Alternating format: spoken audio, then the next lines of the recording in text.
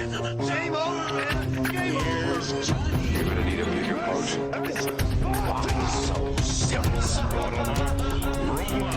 am Iron Man. This is a tasty burger. Welcome to the In Session Film Podcast. Welcome to this podcast review for April 14th, 2025, and I'm Jaden Duran. And I'm Brennan Cassidy. Hey, thanks for joining us, everybody, where the real war is trying to have a normal conversation about an Alex Garland movie. When has that ever happened? When has that know. ever happened? I guess maybe the only time that's happened is when he's written movies like Dread and 28 Dread. Days Later. Yeah. Those are probably the closest to normalcy that we've ever had when it comes to Alex Garland in any film that he's tied to. Yeah, no, I mean, I think that's perfectly fair. Ex Machina was fairly normal, I would say. Maybe Annihilation is where the discourse That's around where Alex things Garland shifted. really started. Yeah, that's where things shifted for sure. And the Annihilation discourse, I can understand why it was polarizing. That's an ambitious film. Yeah, it's very that divisive. takes major risk, and maybe that won't work for everybody. I can like understand that film a lot. I love that movie. I do too. I love it. I think it's great. But I can understand why it's not for everybody. Sure. These last few films, though, it just seems as if there's been no base. No ground zero. It's just chaos. That's all it's been. They're very much provoking conversation, to say the least. Men, in particular, his third directorial feature, probably even more so than anything else. I feel like Civil War was a film that definitely did stimulate a conversation, but I think that's more so due to what people brought to that movie rather than what the movie was bringing to the people, which is a very different thing. But hey, it got people talking, for better and for worse. I'll simply say that. Yeah. I think more so than Annihilation, Men is where the tide really started to shift with Alex Garland, I think. Primarily because that film just rubbed a lot of people the wrong way. Yeah. It wasn't that it was ambitious and failed. That's one thing. That was where the nucleus of Annihilation lied. It took swings. It worked for some. It didn't work for others. And we've seen that a lot. That makes sense. Men just straight up rubbed people the wrong way. And that's where people were like, I don't know about this Alex Garland guy. But it felt like that film, or at least it felt like Alex Garland's intent with that film, Men in particular, was that he was trying to rub people the wrong way. And maybe that was it. I don't know. Yeah I don't know if that was the case. I never listened to any interviews he gave on that film, but it felt like that was his intent. At least, like, if there was any conviction to that movie, that's what I'm hypothesizing what his conviction was. Perhaps that is the case. Maybe he was intentionally trying to get people riled up. I don't know. Yeah. But that did, I think, trickle into Civil War. I do think that is part of why the Civil War conversation was what it was, in addition to the general political discourse and debate that was inevitably going to be with a movie like that. The politicking of Civil War was always going to stimulate conversation, and I don't want to get too far ahead of ourselves, but I feel like most of the conversation around Civil War was not the movie doing the work. It was really because Alex Garland himself wouldn't close his darn mouth when talking about the movie. That didn't help. That did not help. That did not help at all. I just think it's really interesting that, any movie has its own meaning depending on who sees it and how they want to interpret it, right? But I would say Alex Garland, he doesn't even understand his own movie when he talks about Civil War. And I just think that's kind of hilarious. Most of that discourse I felt like was because he just kept talking about it over and over again, and it was the wrong things to say. And I think that's very fair. A lot of people similarly thought that what he did with Men was misguided. So I do think those things murky the waters around Alex Garland. For better or worse, I do think there is some interesting conversation to be had around Garland and his films. Yeah, I agree. Where the discourse disinterests me is when it seemingly comes in bad faith. And I do feel like and maybe I'm misreading people. I that very well could be the case. But when I read, letterboxed reviews or comments on social media, it just seems as if people are trying to provoke a fire simply to rage bait.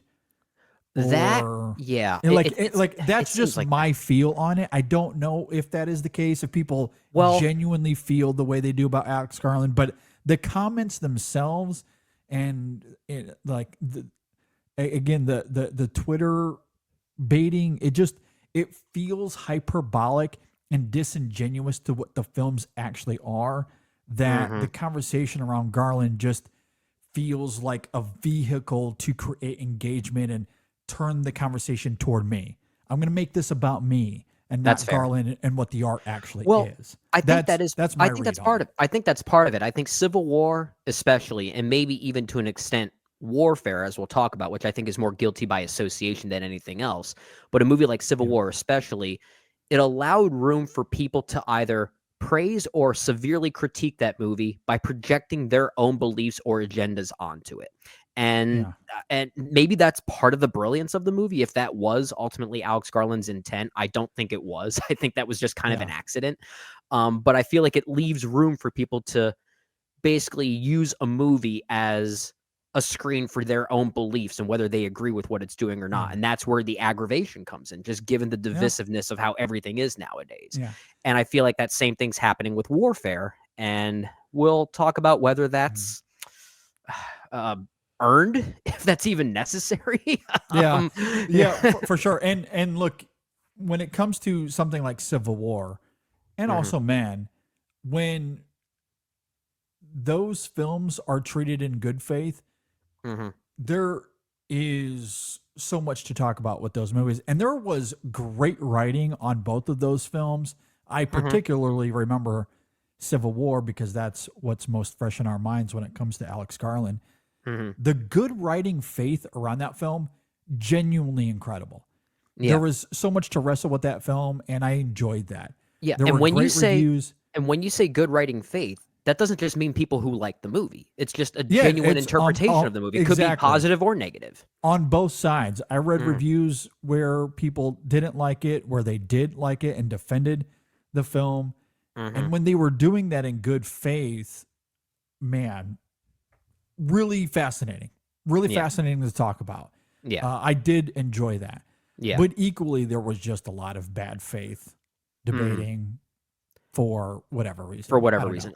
Can I ask you something before we get into Warfare? Because I think we need to talk about this, as it might be a good, I don't want to say indicator, but a good precursor of sorts before we get into the movie Warfare. But the movie Civil War, which we reviewed when that first came out a year ago. We were joined by Shadon Larky, if I'm not mistaken. And all three of us were rather mixed on the movie to varying degrees.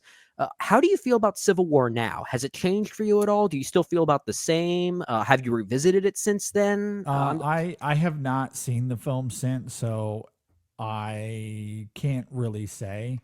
Okay. But my general feeling is that I haven't shifted on it. Okay. So I'd have to go back to revisit the film to say definitively. Well, But the reason I about the bring same it as I was when Okay, we that- talked about that- it on the show. That's good to know. The reason I bring it up is because I've only seen it that once since we first reviewed it, and I was very mixed on the film. I think, I think on Letterboxd I gave it a 2.5 out of 5. That's where I was sitting on it, literally right down the middle. Yet it's a movie I still can't really shake. There are things about that movie I have not forgotten, and that I still actively think about, and I don't know if it's for the right reasons or not. So I guess that's my way of saying I'm slowly coming around on Civil War. At least the idea of that movie's existence, I'm coming around on, which I just find that interesting. And if there's anything I could throw that movie's way that's positive right now, it's that it has lingered. It has lingered for me. Yeah. I mean, I more so than Men, and I felt about Men similarly to Civil War in the sense that on a first viewing, there were things about it that I really did like, but I was wrestling with where it did stumble and trying to figure out where I ultimately landed on the film. Because there are things to like about Civil War. Sure. I really love its cinematography. I love its ode to photojournalism. I think there's a lot to like about the characters in that film, but I do think it stumbles quite a bit over its politics. And as you articulated, Alex Garland not understanding his approach to his own interpretation of his own movie is a little bit misguided. Exactly. I'd be curious to revisit it, though. Me I'd too. Be curious to I would revisit be. Yeah, actually, I'd be very interested to see how I feel about it now. Exactly. No, I'm with you. So that leads us to Warfare, his follow-up to Civil War. And what's interesting about this film is that this is a co-directing project, right? Where he worked with Ray Mendoza. And I think Mendoza was associated with Civil War in some ways, right? I think he helped with the action scenes of that film. He was a military consultant. Yeah. Okay. Yeah. And he's been a consultant in Hollywood for some time. Ray Mendoza is. Yeah. He's a real life Navy SEAL. So the movie Warfare, as we'll talk about, is really a depiction of a particular mission that he went on in real life. So it's very much about him in some ways. Yep. To be specific, this was an event that took place on November 19th, 2006, during the Battle of Ramadi in Iraq. And yes, he approached Alex Garland, told him about this experience, and they decided to make this movie together with Alex Garland handling the filmmaking and the technical precision that goes into making the film, and Mendoza worked with the actors to get the authenticity of the military aspects of the film. Right. So, are you ready to jump into Warfare then? Is this going to be a warfare between us? I'm curious. Perhaps. We'll see. Because as Brett had alluded to, the conversation around this film has also been crazy. It's been absolutely a little exhausting, I must say. So let's talk a little Warfare. It is directed by, as we just noted, Alex Garland and Ray Mendoza. It stars DeFaro Woon-A-Tai, who we just talked about Hell of a Summer. Was that last week when we did Hell of a Summer? Yeah. Yes. So he's hell of a everywhere year these days.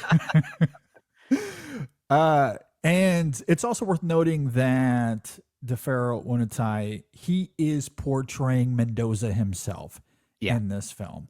The unit that Mendoza was a part of, as portrayed in this film, they tried to keep it very authentic, but they changed all of the names except for two people, I think.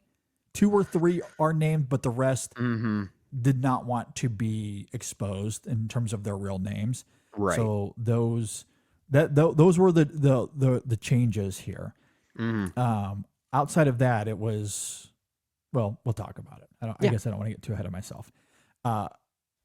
Also starring in this film, you have Will Poulter, Cosmo Jarvis, Kit Connor, Finn Bennett, Joseph Quinn, Charles Melton, Taylor John Smith, Michael Gandolfini, who I did not know was in this film.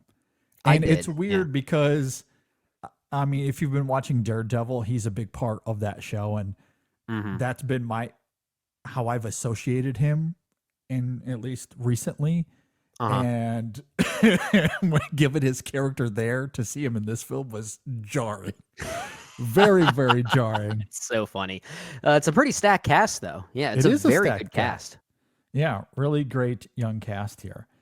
All right. If you're not familiar with Warfare, a platoon of Navy SEALs embark on a dangerous mission in Ramadi, Iraq, with the chaos and brotherhood of war retold through their memories of the event. That last remark there is going to be very, very important to this conversation. I was just going to say, I feel like the plot synopsis tells people what to think about this movie, and they're clearly ignoring that. Yes, and it's kind of crazy. Yeah. I truly don't understand it. But we'll talk about it. Brendan, what did you think about Warfare? I think we should save our thoughts on the discourse around this movie maybe as we kind of roll the conversation out piece by piece. I don't know if I want to jump right there. I just want to start with the actual movie itself, unless you want to go right there. I'm just going to say it's a big part of my opening thoughts. Okay, well, maybe I can set you up for it. Okay. And you can maybe introduce how the discourse plays into our opening thoughts. I'll start off by just merely saying what I thought about the movie and lead you into how the discourse maybe relates to that. Okay. Because I think I'll just simply say I think the discourse around this movie is, I don't know if I want to go as far as to say it's in bad faith, but it does feel like it's completely missing the point. And I think a lot of it is really due to how it's unfairly being associated with a movie like Civil War. A lot of people are kind of seeing it as sort of a companion piece of sorts to that movie. And I think that's kind of off base. I think there are things about this movie that stimulates a different kind of conversation that people just aren't willing to have. And I cannot wait to get into this conversation with you to see if we can pull those layers back a bit more and uncover what we should be talking about. The movie itself is, for what I think it's going for, I think it is very effective, quite effective, in fact, as a 90-minute war thriller of sorts that's basically told all in real time. It really does focus a lot on the mundanity of what these Navy SEALs had to go through. The jarring juxtaposition between them having a great old time watching this, what almost looks like this pornographic music video, and then transitioning into what their job is going to be. Like the whole work-home life balance kind of thing is really palpable here. And it does have some very effective sequences as a war film that I found very thrilling, which is almost an understatement. This is a very hard film to watch. I'll never watch this again. I don't think I'll ever be able to stomach watching this again, at least not anytime soon. But I do recognize the craft here. I think it's really interesting, just given the real life correlation this has to Ray Mendoza, who, as we mentioned, was a military consultant on Civil War. So they're maybe trying to bring some authenticity to what was essentially a fabricated backdrop. Warfare is more or less the antithesis in some ways, where he's now adding his own actual historical authenticity to this story that's played out here. But if Civil War was an Alex Garland film where Ray Mendoza was a military consultant, Warfare feels almost more like a Ray Mendoza film where Alex Garland was the filmmaking consultant. It almost feels more like a Ray Mendoza film than anything else, just given his close proximity to this material and what he ultimately wants to say about his experience.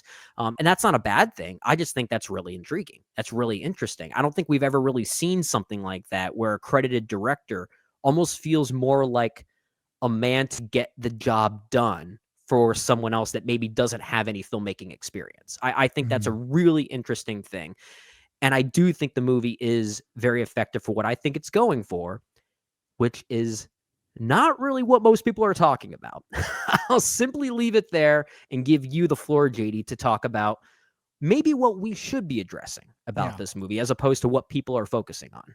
Yeah. Warfare is exactly what it tells us it's going to be. It is exactly as advertised. This is a collection of memories from the soldiers involved, manifested cinematically to poignantly tribute and reconcile with what happened on that November day, letting art be their catharsis. I do not at all understand why so many people are willingly completely ignoring that framework. It is critical to understanding the convictions and actions of this film. Any other discussion outside of that is just tedious noise and failing to engage with the film on its own terms. If you want to have a conversation about its politics and commentary, that's fine. I'm not saying you shouldn't be critical or analytical, but all of that exists outside of the film, and applying that discourse here is a futile exercise, especially for those doing it disingenuously in bad faith, as we're talking about. This is a memory. It's nothing more. It's nothing less. Memories often don't have context. They don't always feel like fully realized stories. They don't give you background on all the characters involved. Memories are specific to a moment in time and give you the opportunity to reflect. That is all this is. You don't have to like it. You don't have to agree on Garland's directorial flourishes and how he brings these memories to life. Maybe you find its unconventional, real time, and methodical storytelling mundane. Okay. That is fair criticism. very fair. But for God's sake, can we collectively engage with the film on its own terms? There is plenty to discuss and debate on that level. I don't get why we cannot do that. Maybe you and I, Brennan, saw a completely different version of this film than others. I don't know. Maybe we got a B-side of the film that accidentally played in our theaters. I don't know. I don't know. I think we're just cut from a different cloth. Sometimes I think we are. Maybe. I don't understand how the discourse has shaped into what it is when the film has marketed itself to be, and in the opening of the film, it reiterates, as the synopsis tells us, that this is retold through their memories. That framing is so crucial here and explains why the film is told the way that it is, why it is pragmatic, why it is stoic to a degree, why it is so straightforward in its storytelling. And that, I think, is effective. And we can break down further how the filmmaking and the framing work congruently, and maybe at times how they can contrast each other as well. But that's what makes the conversation interesting. Again, there is plenty to discuss with the film on its own terms and what it's trying to do. We don't have to fabricate or debate politics or other things outside of the film. That can also be an interesting conversation. I'm not saying don't have that conversation. We can talk about the politics surrounding this film if we want. I'm not opposed to having that conversation, but it needs to be clear that politics, talking about this film as a commentary, that is separate from what the film is trying to do. Completely separate. I really wonder what would have happened if this movie came out before Civil War and if people saw it before Civil War, because I feel like that conversation that feels to be a bit misguided as it relates to warfare is really due to the whiplash people still feel over Civil War. I think that really is it, because this is kind of, I don't want to say this movie is marketing itself as this. I may have said that earlier, but I actually don't think that's necessarily true. I think a lot of people on all the posters, it reiterates what the synopsis says as far as this being told through memory. Well, that is, what I'm talking about is whether this is marketing itself as a companion of sorts to Civil War. Oh, gotcha. Because I feel like that is sort of in the narrative. I don't think the movie has actually marketed itself that way. I think that's just what people are inferring about this experience as kind of like a weird double feature of sorts, like a yin and yang of sorts. And I think that is why this conversation around the politicking of warfare exists, because a movie like Civil War was stimulating that very conversation. And it was, in a way, kind of meant to. It was kind of meant to address the idea of political neutrality in a world where film journalism, or political journalism rather, is trying to remain impartial in a very extreme circumstance. But warfare is not interested in that. So the praises this movie is receiving, or even the criticism it's receiving around whether it's quote unquote apolitical or not, is really disingenuous, I think. And I mean, there's more to talk about whether any film is even apolitical anymore. And I don't even think warfare qualifies either. I think it still has a clear political stance, but it's not really about that political stance. And that makes those commentaries that you're talking about so much more misguided that people are having, because this is ultimately a memory, as you said. And honestly, that's what makes it more effective, given the fact that this being a memory from Ray Mendoza and his and his team especially, there's still a lot of detail here. There's a level of detail to this as if that they're never going to forget this experience. Usually memories over time kind of fade. They get misconstrued. They alter over time. But here, there's still a clear level of detail of what these men may or may not have gone through, which seems to suggest that this is something they're never going to forget. And Yeah. that adds to the level of devastation here. So really seeing it as just that reflection on memory, a visualization of their memory, if you will, that's what this movie is doing. And I think it's very effective at that. I agree. And that is why there's such a vivid difference between the two films. Civil War was a movie that is acting as a movie. Yeah. And because at its core, it is attempting to be this apolitical ode to photojournalism, it invites that debate on politics. That film invites that conversation. Warfare is the antithesis. It does not invite that's that why I said conversation. it's guilty by association. That's really all it is. Exactly. Because again, the framing of this as a memory, that is why it's crucial to understanding why this film acts the way it does. That to me is really, really important, and why the political debate around warfare, I don't think applies. Even though the politics that is here, there inherently is politics. I don't disagree. And again, we can have that conversation. I don't think it's ambiguous either. No. However, the film itself, how it is framed through this being a memory, an act of catharsis, that I think it's very different than something like Civil War. It doesn't invite that conversation. And I love how that framing makes sense of the film's pragmatism, how it makes sense of the real-time storytelling.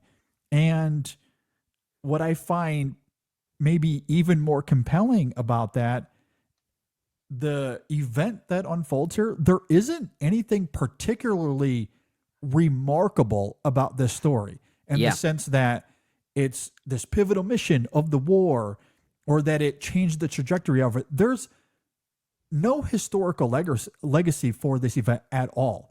It's actually quite simple. It's a Tuesday for is basically how it is. Yeah. Yeah. They took over this home. They were ambushed. They called in a Bradley tank to escort a few out that had minor injuries to begin with. Then an IED explodes, which killed an interpreter, severely injures 2 of the U.S. soldiers. That's when things went to hell. There was some firefighting going on. They had to call in some more backup. They get more tanks. They try to rescue those that are hurt, and they leave. And in the middle of all of that, the film isn't interested in heightening or dramatizing anything that unfolded here. It doesn't is even all characterize grounded. these people either. Yes, it doesn't characterize. It's all grounded. It's lived in. Some of what happens early on is even mundane, to your point earlier.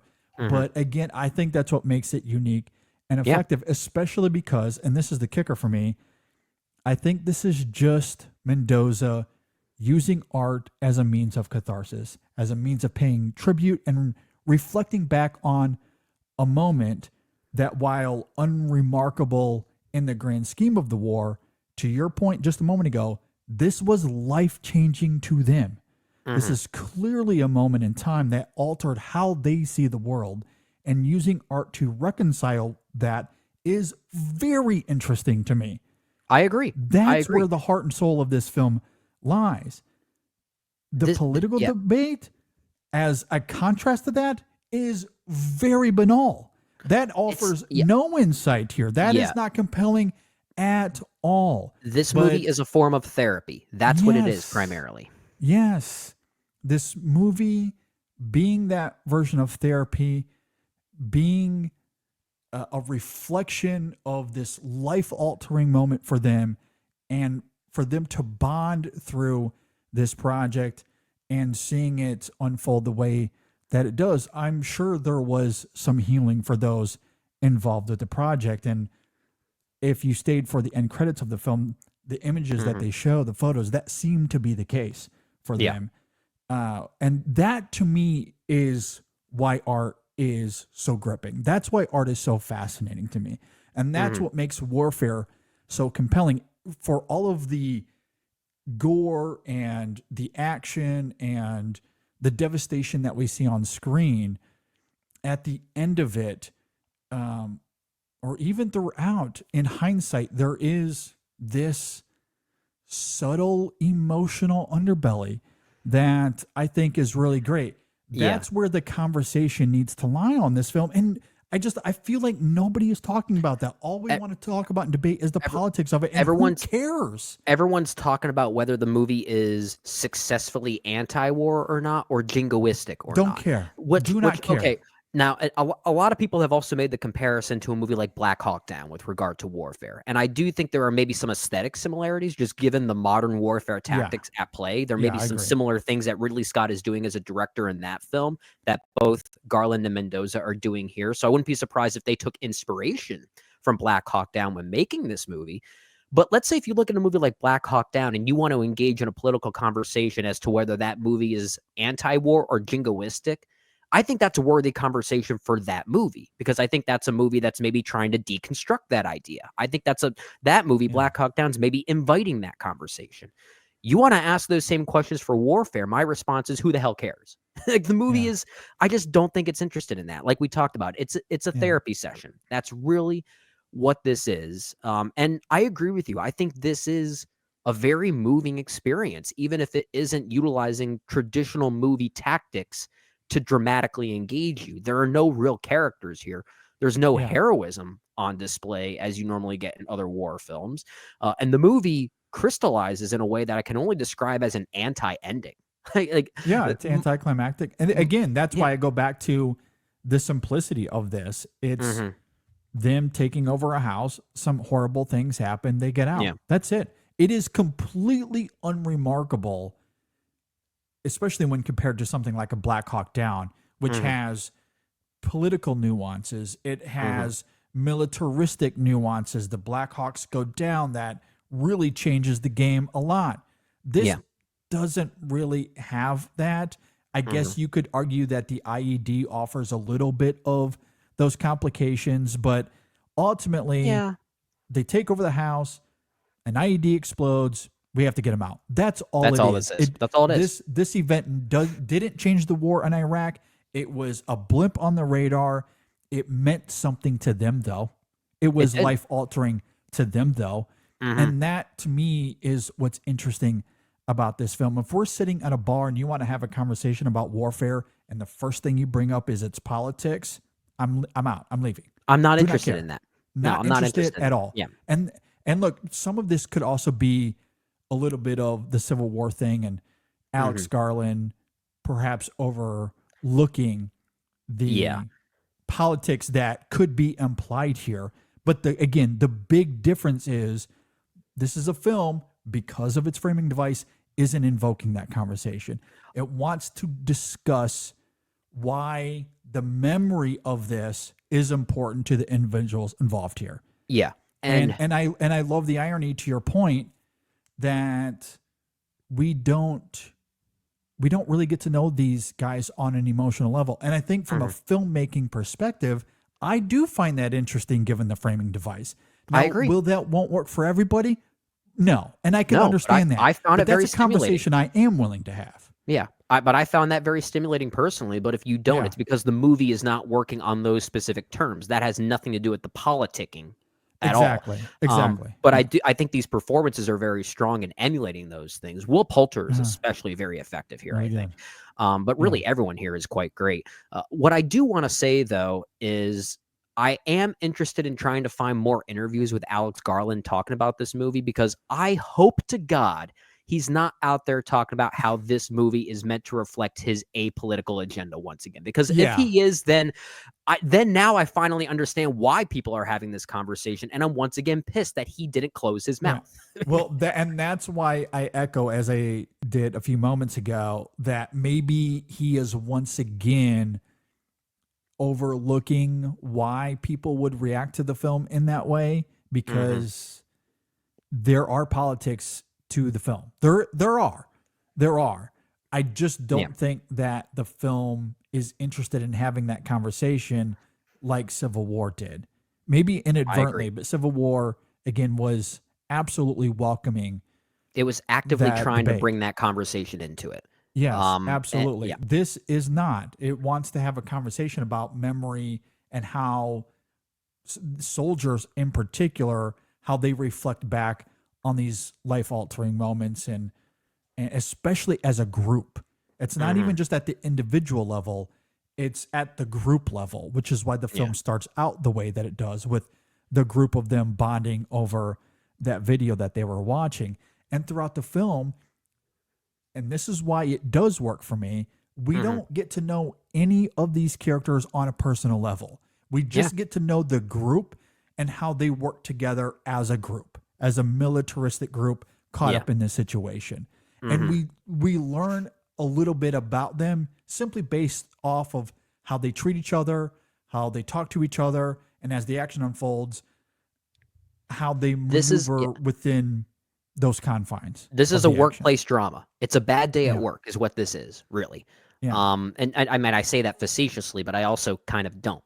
That is more or less what this is, just given this particular avenue. And I do think the movie is very effective for those reasons. So, like I said, I really hope Alex Garland isn't out there saying that he's hoping this movie portrays an apolitical viewpoint like he was hoping to achieve with Civil War.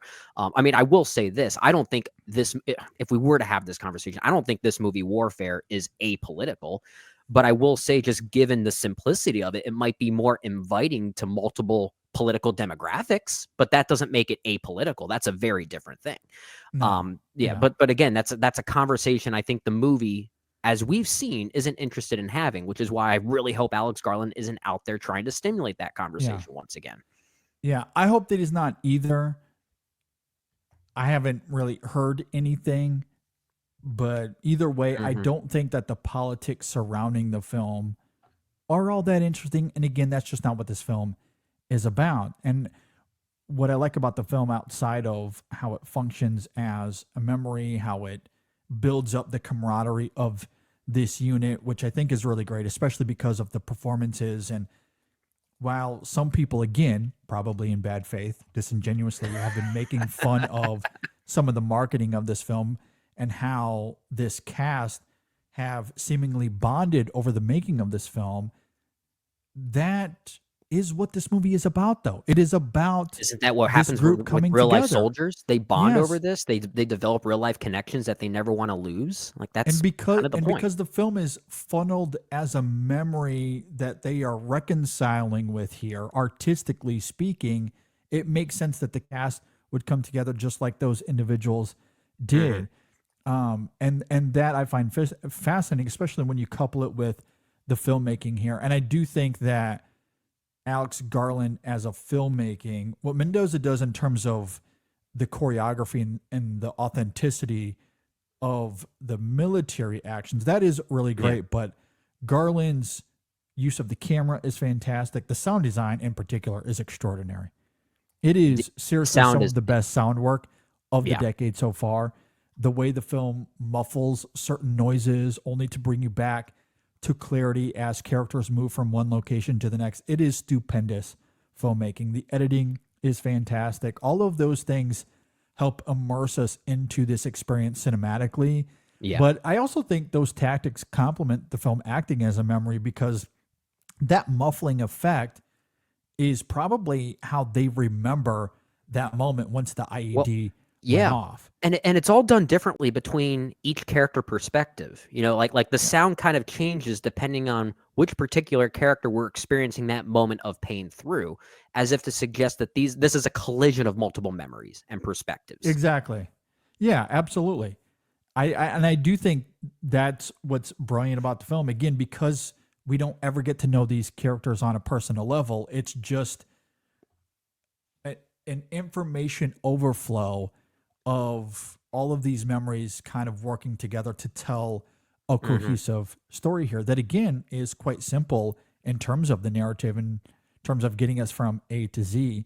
And I do love how immersive it is from a filmmaking perspective. I mean, all of the noise, the blood, the chaos, how that heightens the combat, or maybe not heightens, but again, because this film is avoiding melodrama, but it just immerses us further into the realism of what's at play with such physical and visual and auditory detail that makes us feel like we're actually there with these guys. And especially because it's told in a real-time setting, it does feel like you're just one of the soldiers of the unit. And I did which I think not is see great. this. I did not see this in IMAX, but I hear it's even more affecting there. I saw I'm this in a sure. standard screening, and it was just as immersive as perhaps the IMAX screening could have done as well. JD, I'm liking this movie a lot more the more we talk about it. I came into this Same. already positive on it, but I'm starting to think it's one of the better movies of the year. I think Yeah. I stand by saying I don't think I have a desire to watch it again anytime soon because it is such a hard watch, but that's not always a negative depending on the kind of movie that we're dealing with. But yeah, I'm liking this more. I'm really appreciating that It's good. simplicity that we at least see in it. Yeah. Yeah. And a couple of writing things that I want to know as well. And this circles back again to the framing of the film and why I think it's effective. But even as a movie, one element that I do really like about how these characters are treated as a unit and not so much the individual, a result of that means that the film avoids trite characterization. So you don't get characters monologuing about some sort of dream they had. You don't get I just want to character matter. The revealing- usual monologue you get from a soldier. Yeah. Yeah, you never get the soldier pulling out the photo of his little kid, like his pregnant wife or my 3 children, and you know that's going to be the first person to die. Like all that nonsense. Look, that might have worked in 1947, but in 2025, that is extremely tacky. And I think war has become so relatable to pretty much everyone at this point. You don't need those tactics to bring the normies into this experience. You don't need that. You don't need that. And so I find it gripping that the film avoids that. It immerses us into the realism further by avoiding tropes altogether. And it makes sense when you couple that with the fact that it's about the memory of the unit collectively. The other thing I want to note here as well, again, in terms of the filmmaking giving us insight into these characters based off of their actions and the things they do, and also emphasizing the realism of it, there comes a moment later on in the film where they need to call in these Bradley tanks to escort these, not everyone, but especially the wounded. There are 2 that are severely wounded. If they don't get out soon, they're going to die. However, they call in 2 brass, and the superiors deny them the tanks because one of the tanks was almost blown to hell by this IED. And they're cautious about sending in more tanks. Yeah, and it makes sense. So one of the officers in charge, I'll say vaguely, tells one of the communication officers, pretend you're the CEO. Yeah, the commanding officer, right? Just lie. He blatantly tells him, just act as if you're the CEO, call it in, get those tanks in here. Yeah. I love that, which of course the communicating officer he's a little taken aback obeys by the that. orders. Yeah. A little taken aback, but ultimately does it. And I think it's interesting how you have these men who realize that the COs, because of whatever reason, they're covering their own butts. Perhaps it's politics on their end. I don't know. But for whatever reason, they're not giving the green light for these Bradley tanks to come in. And the only way for them to save these guys' lives is by disobeying the rules. And when you're in the heat of war like they are, like you come to these crossroads where sometimes you have to break the rules. Yeah, and I love that they start fudging facts out the like window. that.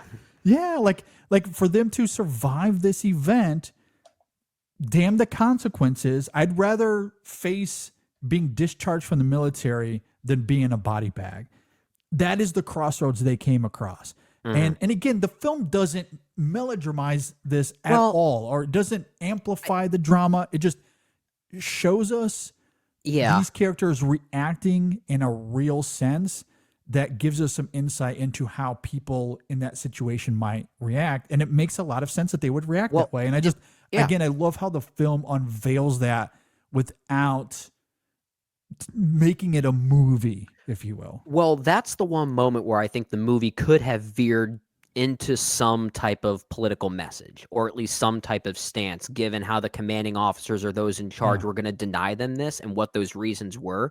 But the movie isn't interested in what those reasons are, nor is it interested in the right or wrong of the actions committed by these individuals to be saved in the first place. But if there's any one moment where it maybe gets closest to having a political conversation, it might be that one. But even then, it cuts itself short before it has the chance to actually stimulate a conversation. Exactly. Because it's a memory. This is what happened. This is what I had to do in the moment to survive. And that's all it is. It just shows us what happened. It's not about that person's opinion about it or anything like that. Yeah. It's not like Black Hawk Down. And look, I love Black Hawk Down. I think it is really great. One of Ridley's best. You do get the Eric Bana message at the end of the film when he's monologuing about essentially what we saw throughout the film. And hey, this is what the movie's themes are, just in case you missed it. And look, I think it works because Bana's really great and he delivers the dialogue. He sells it. He sells it. Yeah. He's really great in the moment. However, this is a film that wants to avoid that altogether. It does. So it's not that we see it and then it makes a comment on it. Warfare just avoids it altogether, which again is why I don't think it's invoking that conversation like Civil War did. You can have the conversation. Did they do the right thing? Should they have waited for the CEOs to really make a decision? You can have that conversation. You can talk about the politics of that all day long. But again, that is separate from what the film is doing. No, yeah. The movie has no interest in engaging in that further. The movie just ends. When this mission is over, when this rescue occurs, the camera just lingers there in this almost awkward quietness that is really haunting. Really haunting stuff. I think the ending to this movie is rather brilliant. But I think it's a perfect complement to what we've been talking about with regard to this movie. Once they're gone, there's nothing else left. There's nothing else left to relish in. There's nothing else left to talk about. If anything, that's where the political messaging lies, is in that final shot. But if that is the intent, it's visual storytelling doing the work there, which I do appreciate. I do love that there's no character telling us what it is. But that final image does carry weight.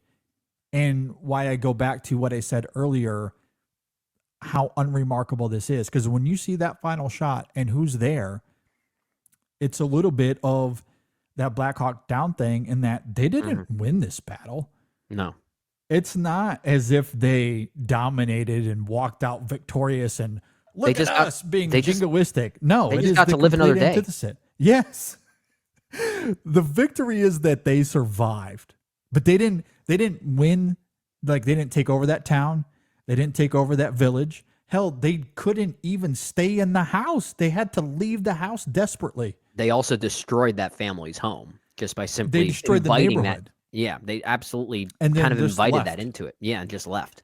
So, I mean, you're right that maybe that ending is where it's most, I don't want to say interested, that's the wrong word, but I feel like you can bring a political conversation into whether this movie is a successful anti-war movie or not. Yeah. I mean, I think it's pretty clear that it is going for an anti-war stance more than anything else. But this is a movie that I think does a great job at being that, but also acting as a tribute to these men that are still putting their lives on the line. You can have it both ways. And I think this movie does a great job at that. But I think that's not even a secondary conversation for us to have. That's third or fourth down the list. Yeah, absolutely. I mean, again, I don't think like the politics of the film are not as interesting to me as we've been talking about. The film isn't interested either. But I do agree with you in the sense that it isn't ambiguous at all. It is not ambiguous. And it's not just the final shot of the film.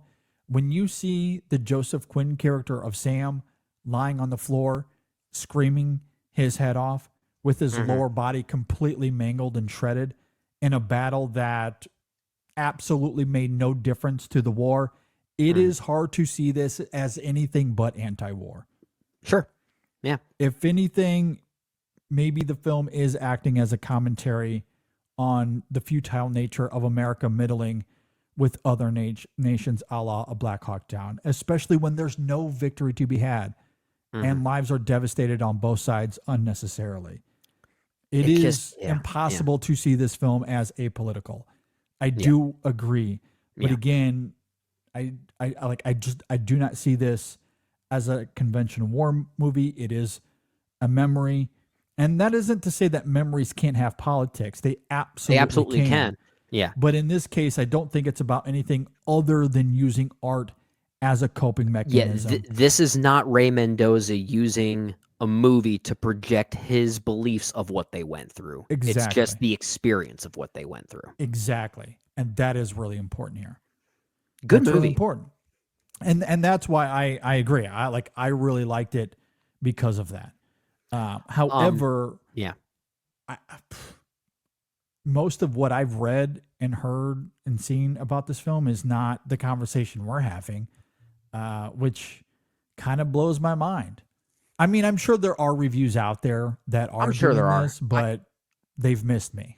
I would have loved to have seen this come out before Civil War and just have Civil War be like another extension on this experience, but giving it a completely different lens, a completely different light. I think the conversation around warfare specifically would be very different had it gone the other way around. I do think if this came out after, let's say, Ex Machina, the reception of it would probably be more in alignment with how we're talking about this film, because in so many ways it is the anti-American Sniper, if you will. And that is a film that was controversial, extremely polarized. I think this film acting as an answer to something like that would have benefited as far as Alex Garland's career goes. This, unfortunately, coming at a time where it is, as you've been talking about heavily in this conversation, it's been being associated unfairly with Civil War, perhaps to some degree, men, just, broadly speaking, Garland discourse. I do think that is unfortunate, because this, I think, is more in alignment with the Garland that we knew pre-Men. It may even be Garland pre-Annihilation in some ways too. I agree. This actually feels like a proper second feature for him, if you look at the trajectory of him as a filmmaker. But I mean, we don't want to hypothesize those things because we have it this way, and I just think it's really interesting. The conversation is what it is, given how we have it this way. And I'm not even sure if I want to even consider it an Alex Garland film, because, like I said, it feels more like a Ray Mendoza film. It is, I mean, I think that's very fair, and I think that's also why, speaking of American Sniper, because I did read this in a couple of reviews. I'm trying to remember which ones they were off the cuff here, but I was reading one review where they brought up American Sniper as a comparison, and they were talking about how American Sniper at the time was heavily criticized because they treated Al-Qaeda, the other side of the war, like with kind of these racist undertones. And this is a film that, admittedly, this could be treated as an excuse, but I do think it is very fair in this context because, again, it's a memory. This isn't a film delving into politics, who is right, who is wrong. It's not trying to have that conversation. It is just these soldiers wrestling with what happened to them. So I don't think that criticism is applicable to this film. I agree. Even though the other side, the Al-Qaeda soldiers they're fighting against, they're stock characters, but we don't even get to know the American soldiers in this film. Honestly, like, even to call the the quote unquote enemy here, stock characters, I feel like it's almost giving them too much credit. Like they're background characters. They're almost just faceless. cannon fodder. Yeah. Yeah. Yeah. But again, like that is what these guys experienced. They went into that house. They fought those. They had no idea who these people were. They had no idea. They just knew that they were the enemy. Yeah, exactly. So, like, I don't think it falls victim in the same way that something like American Sniper did and other movies that might fall victim to the same things. That are attempting to characterize these people. This is not interested in them. Yeah, this is not trying to characterize. And again, because it avoids tropes altogether, not just in terms of the Iraqis, but also the Americans. Yeah. Like there's like it just unfolds as it happened. That's it. That's it. I mean, the only insight we get is in, again, how they act throughout this film, whether they're dancing in the dark on the way to, to getting into this house, or we get personality traits, but we don't get character traits. Exactly. Yeah. I mean, that's it. That's all that it is. So I do think that the film avoids the American Sniper thing a little bit. I agree. Anyway. Looking at Alex Garland's filmography, if we were to consider this an Alex Garland film, I'd say this is certainly, I would certainly take this above Civil War and Men. It's not even close. If I'm ranking his movies, I almost feel tempted to include Dredd, because so many people who were on set for that movie say that Alex Garland technically directed that movie. Yeah. Dredd rocks. I want to watch it again. That's an awesome movie. Very different movie. That is an awesome movie. But great score too. Great score. You're absolutely right. Ex Machina is still my favorite. Annihilation probably number 2. Warfare is probably number 3. Yeah. That's probably it. Like it's those 3, Dredd number 4 if we're gonna consider Dredd. That's where I am with those movies as well. I really like this a lot. I mean, I think the Mendoza of it is great. Again, I love the filmmaking. I mean, speaking of score, there's no score to this film because it's playing out like a faux documentary. It's just this memory coming to life, acting as catharsis for these guys. And I do love that. Same. I also love just also as a war movie, how it incorporates the modern warfare tactics. And like it does it in ways that I don't know if we've seen before. I'm specifically thinking of something like the F-16 jets, how they fly. Oh, that was at wild. Low altitude. I've never seen anything like that in a movie before. Yeah, I don't think I have either. Like, I thought that was really fantastic as just cinematically speaking to enhance the realism that we're experiencing here. So, and just overall, just like how guttural the film is, literally, even. It's very primal. It's very primal. Yeah. And that's where it's really devastating, and why the sound design of the film is extraordinary. Yeah. Because those screams when they hit, oh boy, it'll silence a theater in no time. It's rough. Quite incredible. It's rough. Yeah, absolutely. Anyway, good movie. I liked it. I guess you'll know Alex Garland is doing his job if our conversation stimulates even more conversation out there. Because I'm sure there's some people who maybe listen to this might not agree with our interpretation. Yeah. Look, if you agree or disagree with us, please leave a comment below. Hit us up on social media, Facebook, Twitter, Instagram. You can email us at sessionfilm@gmail.com. I just can't guarantee if you want to have a conversation about the politics that I will engage in that conversation, but we will take the feedback. I will absolutely take the feedback. Yeah. And if you want to talk about this film acting as a memory, because that's what it is, I will gladly have that conversation. We'll do a part 2 and bring you on the show. I will have that conversation. All right. With that, we'll go ahead and get out of here.